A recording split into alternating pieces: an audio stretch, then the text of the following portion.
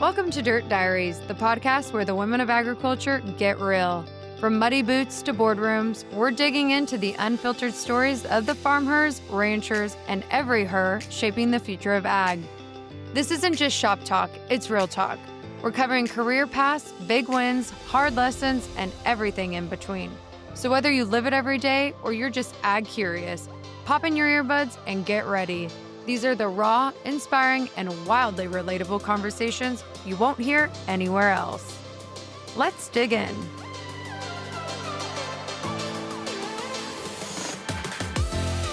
Hey everyone, welcome back to Dirt Diaries. On this episode, we're sitting down with author, storyteller, and marketing strategist Caroline George Larson. Caroline shares her remarkable journey from publishing novels with HarperCollins to discovering an unexpected calling in agriculture and ranch life. Going from city life to wide open spaces in Wyoming, Caroline learned the language and culture of the cattle industry from the ground up. She built a career in helping ranchers and rural businesses tell their stories. In this conversation, Caroline reflects on the courage it takes to start over, the importance of preserving traditions, and why some of life's biggest lessons come from choosing the uncomfortable path. Whether you're chasing a dream, navigating a career pivot, or simply love a good story, this episode is full of inspiration and reminders that purpose and even love often find us in the most unexpected places. So let's do it. Let's get dirty with Caroline.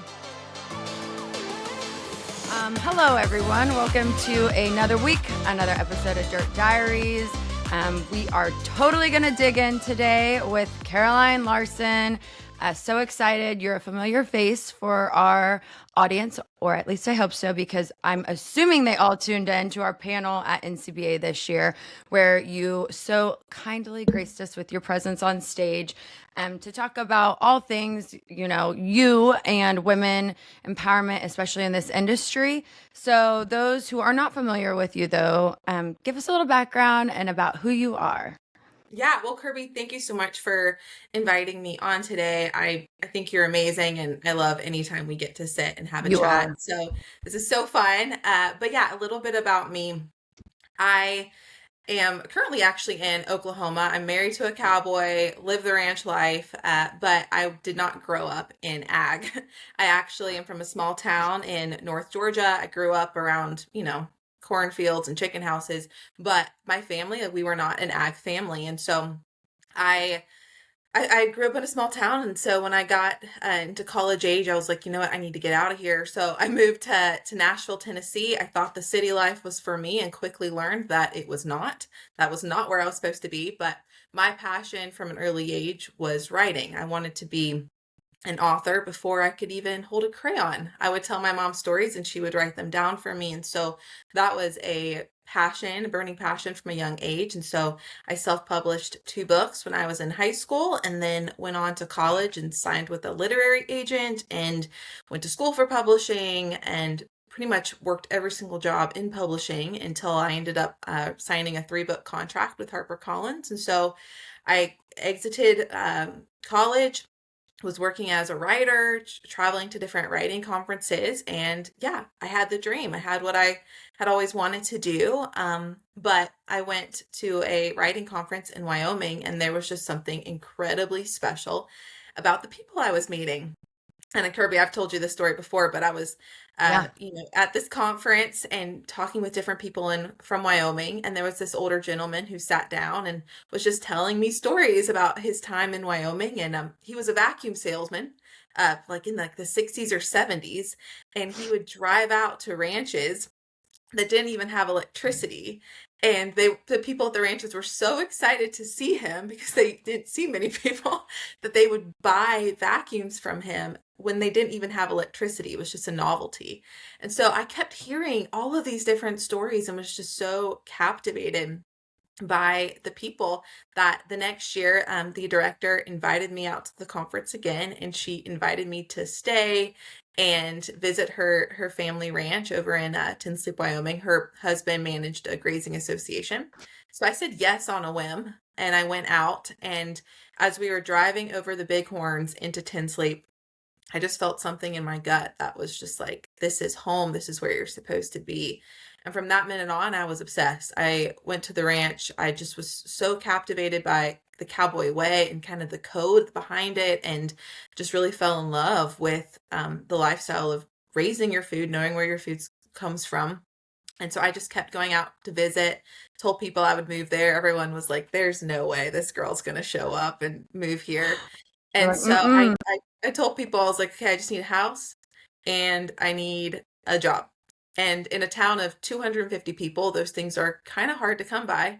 But my friend, she was like, hey, there's this rancher down the street. He might hire you if you send him an email and just kind of pitch yourself. Maybe there's a job opening for you. Nobody was really hiring. And so I contacted this rancher and I sent him my CV, and I found out he was launching a direct to consumer beef program. So he was going to be selling beef from the ranch to, people around the country. And just so happened he and his son had been talking about hiring someone to do their marketing. And so I talk about good timing, but I sent in my CV and just kind of pitched myself as someone who didn't come from ag, but I was open to learning. But my biggest strength, I was like, hey, I know that I can learn, but I'm going to be your target audience, so I'm going to be able to Yeah. learn and communicate to the people who didn't grow up in this lifestyle, who don't know the language, who don't know all the cultural nuances. I was like, I'll be able to talk to them. And for some reason that worked. And they gave me an interview 11 minutes later and hired me a couple weeks after that. And so I packed a U-Haul. I paused my author career and moved out to Wyoming. And from there, it's just been years of growth and still a lot of passion. And now I get to help other producers and Western businesses preserve their legacy by telling their story to a broader audience. And so it's super rewarding, very fulfilling. But that's kind of, I guess, a spark notes of my story, but that's how I got here. And yeah, I'm just so grateful I get to meet awesome people like you. And I really love being in this community. Well, and it's so crazy. You're just such an impressive person, not only like obviously from your resume, but like just genuinely from the inside out. Like your kindness, it just exudes. You can tell when you walk into a room. You just radiate just like this wholesome, like genuine, and like just kind spirited person. And I know anybody that encounters you like wants to get to know you even better. And that again, that's just even outside of your story, like of your resume of like all the things you've done and how you grew up to where you got now. I just think it's awesome and it's so amazing, and it speaks volumes too to this industry, I think, of how encompassing it is and how accepting it is of people from Oh, all yeah. walks of life. And that's one thing I love, because I know we've talked about that and people have talked about that. Man, this kind of seems like an intimidating industry to get into, but it's really not, right? I Yeah. mean, once Yeah. you're in it, I guess. I would say that from my experience, that if you come in humble and not pretending like Yeah. you know everything, and you sit back and you ask to learn and you ask to be taught, people are so willing to teach a willing student. I think the doors start closing when someone comes in and they don't respect other people's skill sets and knowledge, and they don't come in with that posture of like, hey, I'm going to hang back. Whenever you want me to step in, I'll be willing and eager to step in, but I just really want to learn from you. And I think that having that just overall mentality, that's people are so willing to accept. And I think, for the sake of ag, we need younger people coming in. Like we need Yeah. more people interested. We need support, because when people, when the nation cares about something, they work to protect it and to preserve it. So we need the general public interested in ag, and we need younger generations stepping in. But I mean, you've seen so many operations across the country and have heard so many different stories of people entering ag, so what would you say are some of the things you've noticed about entry, for people who didn't grow up in this lifestyle? Yeah, I think there's a willingness to like for the people who grew up in this to have them in this, because again, one, it's like Yeah. understanding where your food, your fiber, everything comes from, right? But it's another thing of like you nailed it, preserving, our land, our Mhm. food source, Yep. and beyond. And whether I mean, not everybody who grows up in this goes back to it. Mhm. And so if there's other people who want the opportunity to be stewards of the land and be a part of this industry, I mean, by all means, like arms wide open. We want people in it, right? Because we want to Mhm. keep this way of life going. And I think that's what's really, really cool. I want to go back to, you said that you like wanted to be an author from a young age. What an Yeah. interesting thing to want to be from a young age. It's spectacular. It's just interesting. You said you had a crayon in your hand, but were you always like a storyteller? Were you just always, I don't know, from a Oh, childhood yeah. on? I think the storytelling helped narrow down the crazy, I would say. I was a very imaginative child. So I think the Yeah, which is storytelling awesome. outlet for that. I mean, I would Peter Pan was my first love, I would say. So, Oh, I mean, it was to a point where my mom's like, this kid might try jumping out of a window thinking she'll fly. So, was really a creative kid and just loved stories. My mom would read to me every night. I mean, I can't tell you the stacks of books that we went through when I oh, was growing up. And so that was my big passion. And I think that's one thing I've learned as I've gotten older, that a dream doesn't have to stay in one medium. That I think when people hold so tightly to what they love, they don't actually pick apart what it is about that thing that they love. Because I get to tell stories now all the time. It's not writing fiction like I used to, but I'm still telling stories, whenever my husband and I go to different ranches, like I just sit back and I love hearing about the land and the history and the different experiences of people on that land. So I think that's been a big thing I've learned going from something as different as fiction yeah. writing ranching, that I think a lot of times you hold tight to the vision and loosely to your dreams of getting there, and then understand that, okay, what I love about this thing might look different as I practice it, as I get older, but you still love that thing and you're still good at that skill, I would say. And so yeah, I was a always loved storytelling, and I'm still able to do that today, even if it isn't writing novels. Well, we love that. Okay, we have games, and I sometimes get just in the mode of talking, and then I don't get to all these wonderful games that Emily so graciously puts together. So we're gonna do that. We're gonna kick this off first. This one just break the ice, and so I'm gonna ask you some random questions, and you can give me top of mind answers. And they're pretty simple questions, but sometimes it is hard to answer things about yourself. But I don't think you'll have a problem. Do you have any habits or an odd habit? Ooh. Okay, the first thing that came to mind is embarrassing, but my husband's going to listen to this later and he'll be grateful that I said this. I must have gotten this from my grandma, but I leave paper towels all over the kitchen counter and it drives him nuts. I just am Wait, like, that's oh, funny. What an I know. interesting habit. No, you said odd habit, first thing that came to mind, so I Yeah, figured I was like, well, we'll breaking the ice, might as well share that. yeah. There That you is go. an odd habit. That's funny. Do you have a hidden talent? Ooh. I don't know how hidden it is, but I love to play my guitar, and that's kind of how my husband and I got together. Was I was playing music at this little bar in Tinsley, Wyoming, and I guess I sang a song, and that's what did it. So yeah, I love to play guitar, and maybe that's a little hidden talent, I would say.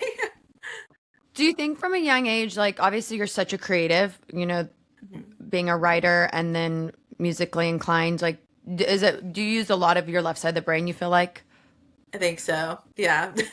Yeah. Like spreadsheets is like, working with spreadsheets is something I've had to learn as I've become a Okay. functioning adult. Because you're a very organized person and like I feel like you're regimented, obviously It's weird to be easygoing, but like type A. It's weird to be, I mean, I'm a firstborn, so I'm the oldest of four kids. oh, I'm very typical firstborn daughter. So, but then balancing that with also being very creative. And I mean, I can do basic math, and that's about as far as my brain is excited to go. So I think I get it that. is a kind of a weird mix. But that makes sense actually. It makes sense because you are a firstborn. So you have Yeah. that like kind of honed in on you. You know what I mean? You Yeah. hone in on that because you're especially have four kids.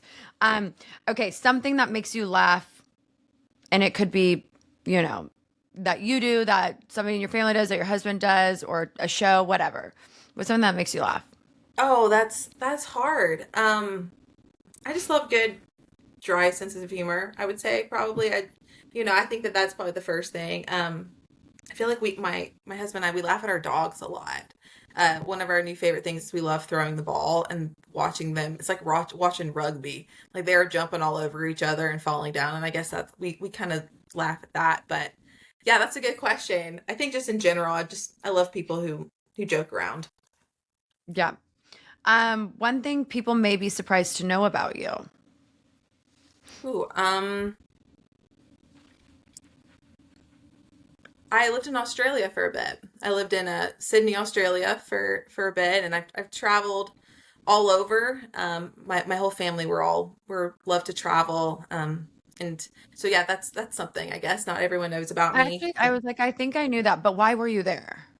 So I was actually there. I had an internship with a Okay. publisher in Sydney, so that's where I lived. But yeah, my whole family, we're all a bunch of travelers, and actually, my mom, she's a hiker, so we're all big backpackers. Oh, My mom solo hiked the Appalachian Trail, so that's another, I guess, little fun thing. So yeah, that's I cool. laugh all the time. My family, we're so not normal. I mean, even Hey, last no, night. you're adventurous. It's Yeah, fun. I mean, even last night, my sister called me and she was saying how my dad was really nervous because my mom is section hiking the Smoky Mountains, and so my dad was freaking out because Yeah. her Garmin was dying and she was approaching a shelter that she didn't know was closed and there was bear activity. And so I was laughing because I was like, only in our family would we be worried that our mom was might be eaten by a bear. So Yeah. I guess. Wait, what's section hiking mean? I don't know a So lot about hiking. hiking the entire like Appalachian Trail, my mom's section hiking the part of that goes to the Smoky Mountains.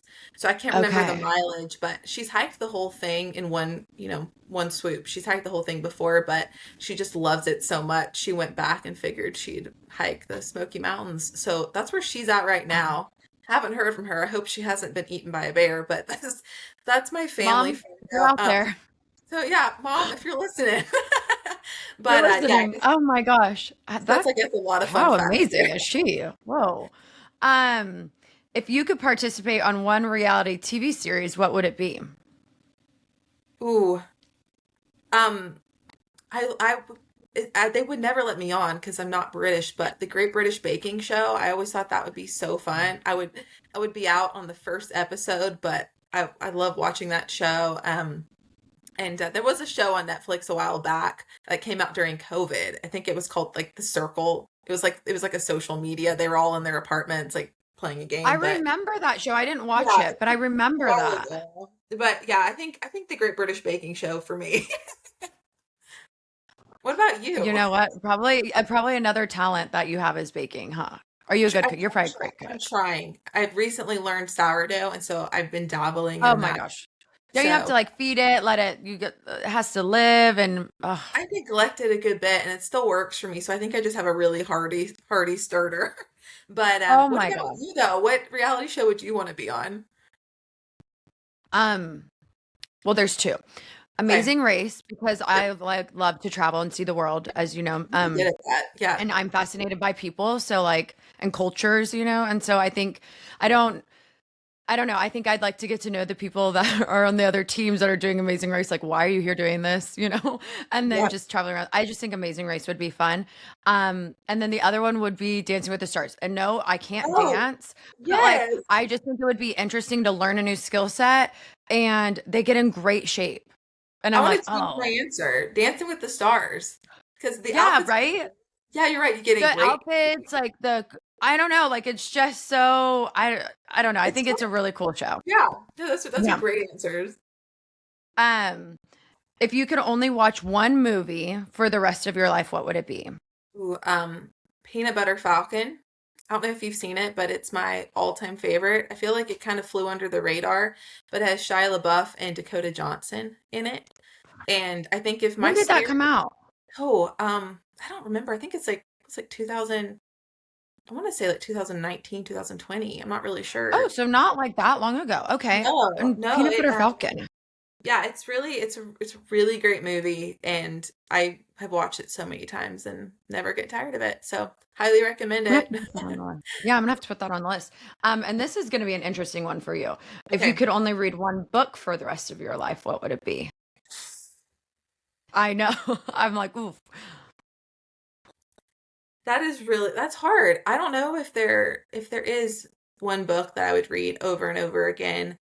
Um, I mean, I'll tell you, I think one of my favorites, and it's kind of shocking, but this is probably one of the books that I've read the most. And so I figure I'll add it to this. I'll add it as an answer, even though I'm not sure I would consider it a book I would read forever. But one of the books I've read a really long time, like over and over again, it's Warm Bodies by Isaac Marion, and it's, funnily enough, it's about zombies, which it's wild that that's a book that I Yeah, like, that 'cause doesn't seem like. not really, but I read it when I was in high school, and it's very literary to be a zombie book, and it's like kind of a metaphor for the human experience. But I remember reading it in high school and just being so enthralled with it because it kind of proves that you can write commercial fiction while still having a literary element, still using, I guess, higher level vocabulary, being detailed, like being, really intentional with your plot. Like it can be smart. And I think that for so long, when I was learning how to write and getting into the industry, people told me that, oh, if you want to sell, you have to dumb it down, like you can't use complicated words. Like it has to be very digestible, which I do think that there is something to that for sure. But when I was getting into it, I was really encouraged by knowing that, hey, maybe I can be artistic while still being marketable. And so that was one book I loved. And what's really funny is the author, his name's Isaac Marion. I used to tweet at him when I was in high school, when Twitter was still around. And I was Yeah. always so excited when he messaged me back. And what's funny is this is just how full circle life is. I was working on my last book, Curses and Other Buried Things, and somehow got connected with Isaac Marion on Instagram, and he followed me back, and it turns out he had kind of stepped away from writing for a time and moved to rural Washington and was like out in the middle of nowhere, and he kind of connected with my story of moving to Wyoming, and so we kind of became friends, and he ended up endorsing my last book and reading it and writing a review. And I think that Oh that my was such gosh. a huge point for, I felt like that was a very full, like tie a neat bow on the Yeah. writing journey for me, just to go from a book that I read in high school that impacted how I wrote, to the author and I becoming friends and him endorsing my latest book. So that, I would say that that's a really special book to me, and I've read it a lot. So I figure that'll be my answer. Yeah. And you know what? How neat. It just goes to show, like, all walks of life, all ages, we can learn something from people, right? Yeah, Like we could take exactly. something from people, like, you know what I mean? And I'm not aging anyone here. I'm just That's saying, right. like, obviously he's a little older than you, Yep. obviously. And but like, it's interesting. Like different Yeah. seasons of life and spaces you can like learn. I mean, I'm Yeah. constantly learning from my 5-year-old niece. She's Yeah. brutal, man. She's like, there's kids, you want the truth? Ask a Really, kid something, tell you, especially a 5-year-old. No filter. And you're like, no and they mean filter. it. Yeah. I'm like, That's really whoa, cool God. too, is I Ugh. think you start to see how people's journeys, they're so similar, even as Yeah. we look up to someone and see them kind of in this mentor role. And as we get older too, we start to realize that, okay, our lives are really similar. We have a lot of common ground. And I think it humanizes people, but I think it's also Mhm. really encouraging to understand that, okay, we're all walking very Yeah. similar path. But Kirby, I want to throw that question back at you though. Is there a book that's been really special in your life? Oof. Okay, what about favorite movie? I'm like, the book thing is hard because I go in phases. Well, this is Yeah. gonna sound weird. Yes, I love the Ronald Reagan book Yeah, because I loved really? Ronald Reagan because I Yeah. wanted to be in politics growing up. And Mhm. I put all his speeches on my iPod You're kidding. That's growing up. amazing. I'm not kidding. And I would listen to them like on I know that sounds crazy, but in I high love that. school, like before high school, like all that iPod Nano, I put him on there too. So I love his book. But again, like, that's autobiography, those things like so. But I love That's books like that. so I love cool. Barbara Walters' book. Yeah. I don't know. So those kinds of things like I really love. There's an interesting book that I read, and it's called The Lemon Tree. Have you Okay. heard of it? No. It's about the Israeli and Palestinian like conflict, Wow. and it's just Yeah. and it goes back to elementary, and so that's an interesting read as well. Again, it Thank all you. my books aren't like they're not love stories or anything. That's Some of them, hey, that's Barbara Walters, she has some love stories that are up in her book, but like, but yeah, those. But I would say Ronald Reagan, and it's more so because I loved Ronald Reagan. He's from yeah. California, you know. I don't know. So yeah, and then the movie, which also makes sense with all of this. It's called The American President. That's my favorite movie Yeah. of all time. Yep. I I love love that this movie. about you. This is Yeah. amazing. So those are mine. But that's so funny. Yeah. I don't know. But you should check out but again, it's a hard, or I don't want to say it's a hard read. It's an interesting read, The Elementary is. Okay. I'll check it It's out. interesting. It's amazing. Um okay, the next one is, what is your favorite writing location? I wish I could give you some glamorous answer for that, but the reality is I always end up at a kitchen table in the Oh. most uncomfortable chair. I don't know why. Actually, I do know why. It's because when growing up, I usually wrote at my family's kitchen table, and being the oldest of four kids, it's always somebody running around or yelling, and so I Yeah. got used to working with some kind of noise, which now it's hard for me to work in quiet because that's kind of how I You're was used to coded. it. Yeah.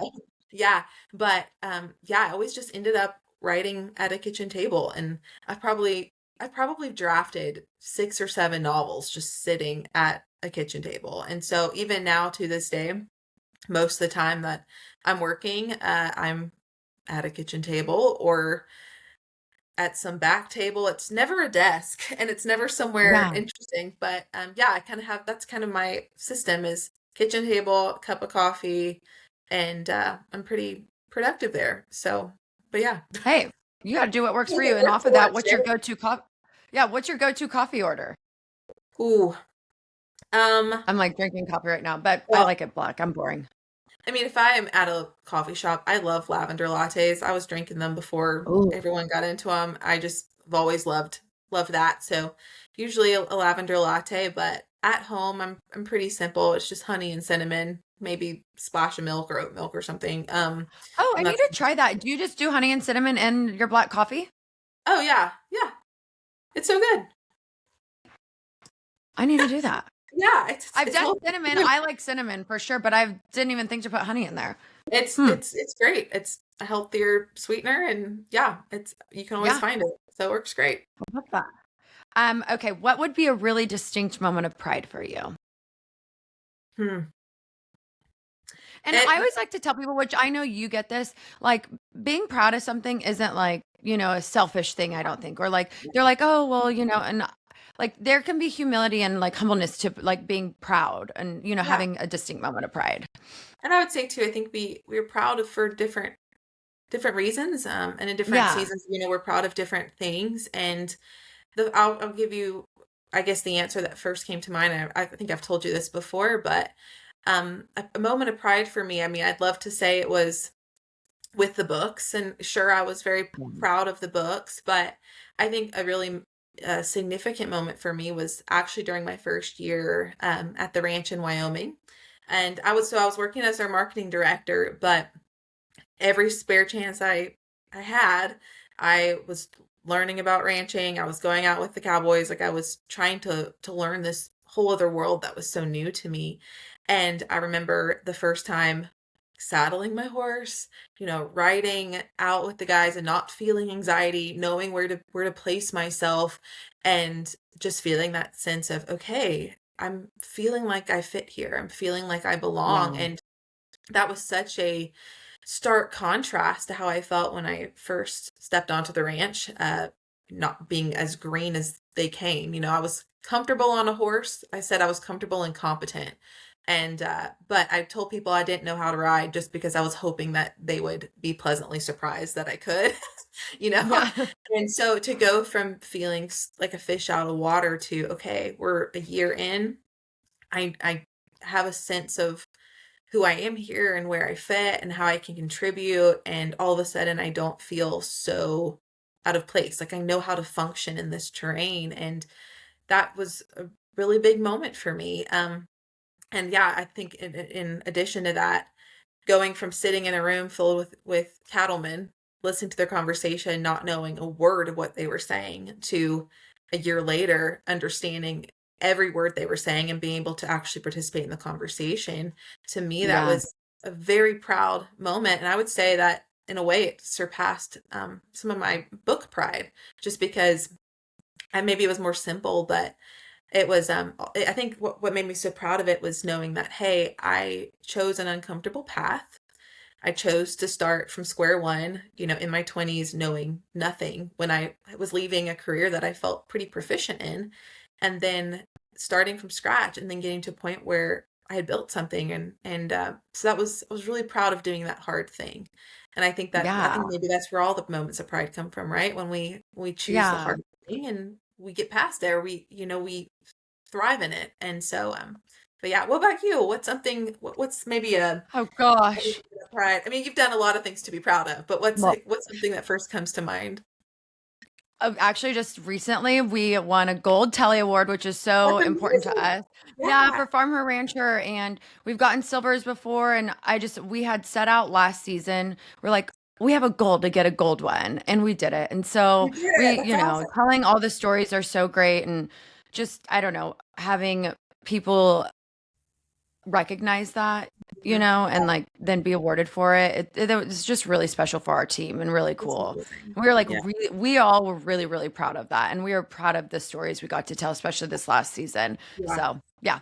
That's Thank amazing. you for Yeah. asking. You're so sweet. So, and I think too, it's something that you do is when you're filming a season, you're going out to all different parts of the country, most rural places, and you're putting Yeah. in long days, long nights, and the world gets to see it when you finally air your season, but it's a lot of behind the scenes quiet work. And that's how writing Yeah. was too. It's you spend a year of your life working on a book, and then it goes out in the world, and you're not sitting in the room anytime someone reads it, just like you're not sitting in the room anytime someone watches the work you do. And Yeah. so having some recognition is very special, because you're like, okay, we did this work and it's out there.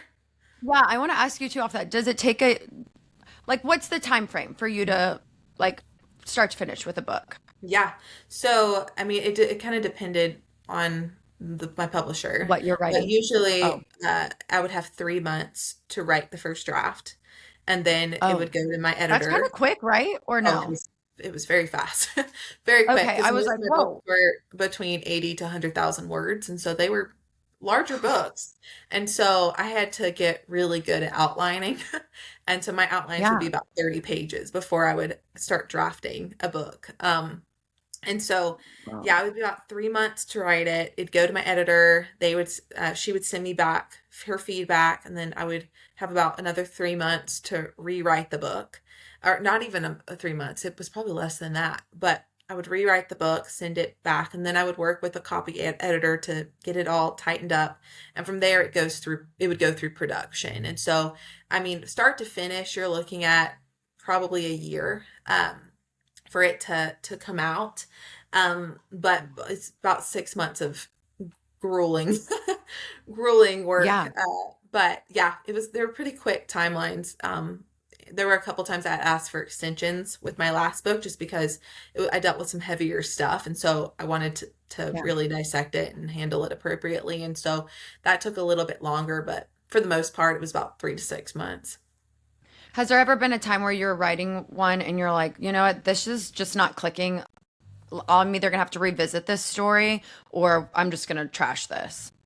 I think a lot of times, but I Yeah. find that it's not really okay, let's trash it. It's a let's take a step back and Yeah. really get to the heart of what we're trying to achieve, and and then kind of be like, right, well, what's working, what's not working. And I think a lot of times, I mean, I would start from square one of just rewrite the whole thing, but I've never really completely trashed the story. It's more of you take what's working, you keep that, you discard what doesn't work, and then yeah, you go from there and you redraft it. But I will say, I think there's so many practical skills that come from working on a novel, not really from the writing side, but I think from the organization and being able to look at things from a bigger picture. And so, even though I don't outline as many books nowadays, but I'm constantly doing that for my clients when I'm working with them on Yeah. marketing stuff. And so it's a really similar process, just like writing a book.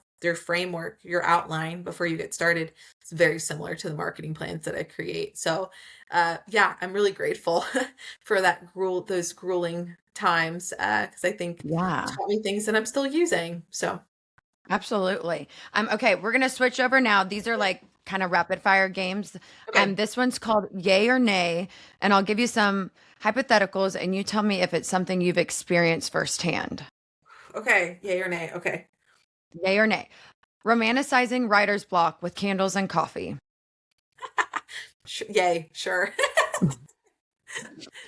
Getting distracted by social media and which platform? Oh, yay, probably Instagram. Yep. Buying books when your to be read pile is already out of control. I'd say nay. I was pretty good about keeping things reined in. Oh, good job. Learning how to survive without good Wi-Fi, because I know where you lived some places, you know. Yeah, I would say yeah, yay. Yeah, Okay. we roll with it. It's not a big deal. Yeah. Carrying a notebook during chores. The note. I would say nay nowadays. When I was growing up, yes, always had a notebook. Now my notes app on my phone is my best friend. So there we go. Yep, makes sense. Struggling with windblown hair. Oh, yay. Yeah. Getting emotionally attached to animals too quickly. Ooh, I would say probably yay. I just have learned I can't name them. Yeah. I just Oh, can't name them. yeah. Yeah. Ranch emergency during a date. Oh, yay. Yeah, lots of those. Yeah. You're like, yay, yay, Oh, yay. yeah. Yep. Small town gossip knowing your business instantly. Oh, I have a story for that, but so yay. We'll just say Hey, you could share the story if you want, or you oh, don't yeah, have to. good story. It was so I have two examples of this in action. First time I ever showed up in Ten Sleep, Wyoming, I went out to dinner with some friends that I knew there, and we sat outside at the restaurant. And all of a sudden, this whole group of cowboys, single file, comes out of the bar and starts shaking my hand, saying, "Hi, who are you?" Blah blah blah. So they introduce themselves and walk away. And I look at my friend and I'm like, "Well, that was funny." And she said, "Oh, they knew you were already here." I was like, "How? I've barely been in town for a couple hours." She's like, "Oh, the moment you stepped out of the pickup, so and so sent a message, and everyone in the whole town knew that there was this blonde girl in town." So Oh that's a my really gosh. example. But I guess a somewhat more recent example. My husband and I hadn't even started dating. We were just friends. But everyone in town had already basically married us off. Like they thought we were already dating. And so I was getting phone calls of people being like, "Oh, we heard you and Cooper were together." I was like, "What? No." And I guess the whole town just saw us coming before we did. But it is so funny. I mean, the word spreads like Small wildfire. town. I Yeah. mean, it spreads faster than posting on Facebook. If you literally would whisper something to the gas station cashier, news would spread faster than than if you post it Yeah. online. I think there's a I beauty to that. You I don't do pay. too. I think you know what? I think it builds character. I think it's good. Okay, this one's called rapid fire. I'm gonna give you some um I'll give you some questions and you give me the top of your mind answers. Okay. Wait, am I saying that right? Well, yeah. Either or. Oh my gosh. Wow. I guess I need more coffee. I'll give you some either or questions and you give Okay. me your top of the mind answers. Sunrise or sunset? Sunset. Coffee or sweet tea? Coffee.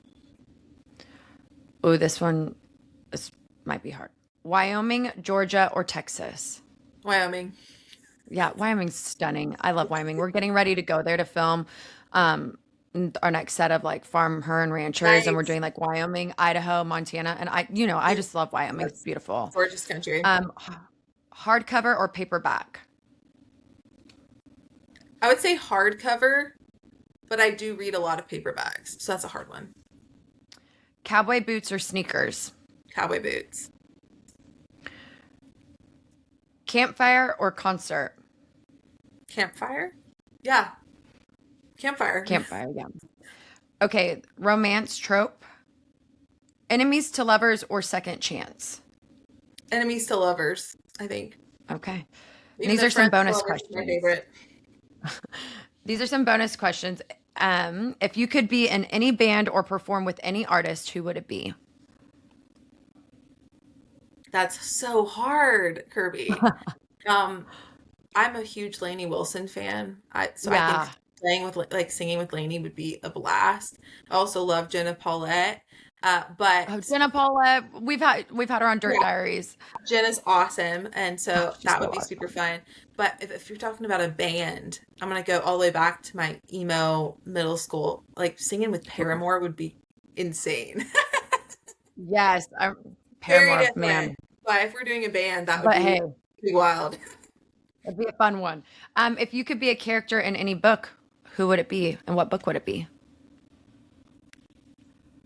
Okay, that's really. Look at me, Do I you was like want Peter Pan. No. I know, right? There we go. I don't even know. That's a hard one. Yeah. Um, I want to say something. I'm not really sure. Probably maybe something just for fun. Maybe something in Jane, like a Jane Austen book, like one of those Oh, historical, yeah. just for kicks. Something like that'd be kind of fun, I guess. But I don't have a specific thing in mind, actually. Drew a blank on that one. Pride and I loved Pride and Prejudice. I mean, I know so many people do, but like that was just such a good read I could read It was over and fun. too. Um, if you could only write in one genre, what would you choose? Ooh.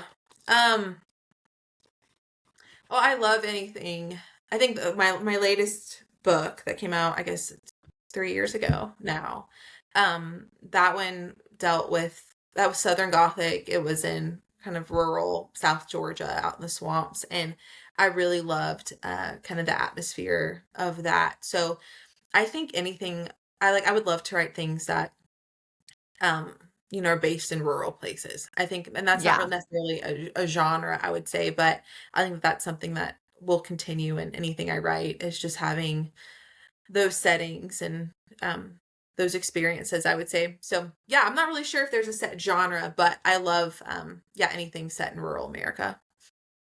Okay. I'm right there with you. I want to ask you this before we'll have one more game and then we're almost out of time. But like I've told you before, we could sit and talk for Okay. hours and Yeah. hours.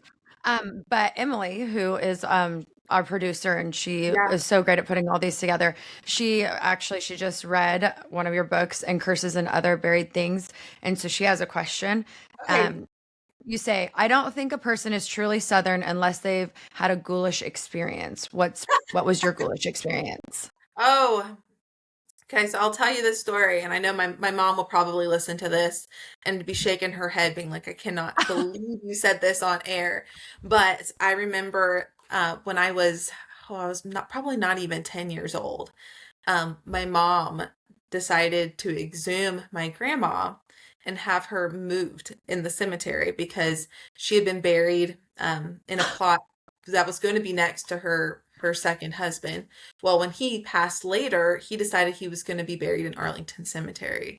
So my mom, I would say being a little bit petty, decided she was like, my mom is not going to be resting there by herself. So my mom hired someone to move her a couple, like just to the other side of the cemetery where she could be buried with her, I like love this. What a family. savage move. Savage. So I wasn't until I was a little bit older that I realized this is not a common childhood experience. But I'm standing there in this old southern graveyard watching a bulldozer lift my grandmother's, I guess, casket or like from the ground and wheeling it across the graveyard. And my mom's like, come here, kids, come here, kids. And we get close to it and she looks at us and she says, okay, this is the closest to your grandma that you'll ever be. And she had us like pick off these little stickers off the casket that she has in a shadow box now in their house. And I just remember watching it being like, I'm not sure this is normal, like a normal experience. But so that's one of them. But my dad's really into genealogy, like incredibly so. That's his hobby. So I spent a lot of time in really old graveyards as a kid doing etchings of gravestones and so being out in the swamp and all of that. So I think I had a little bit more ghoulish experiences than than most people. But I think that's a big part of Southern culture, though, or the superstitions and, all those things. And again, maybe not the graveyard part, but definitely kind of Oh my the gosh. supernatural element. But yeah, there's my ghoulish story for you. There you go, Emily. I hope you heard that one because oh my gosh, that is actually hilarious. I want to meet your mom. She sounds like a great She's time. awesome. She's great. I was like, she's right up my alley. She sounds like a Yeah. trip. I love that. We have one more game to play, but before we do, I do want to ask you another question. Because again, we're running out of time.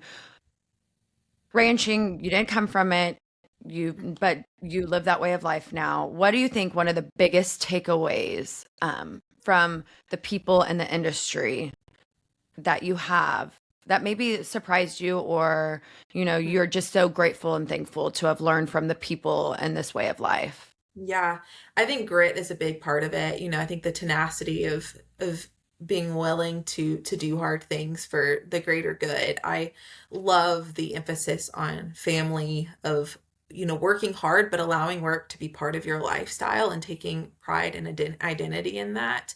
But I think one of the big things that I've learned and I love about being an ag is the emphasis on preservation.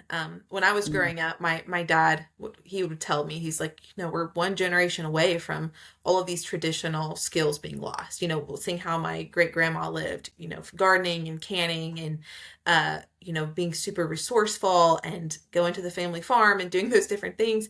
There's so many traditional skills that are slowly being lost. And I think that's one thing I love about ag is just the emphasis on preservation of teaching, and not just teaching things that are used now, but teaching things that have been in practice for hundreds of years.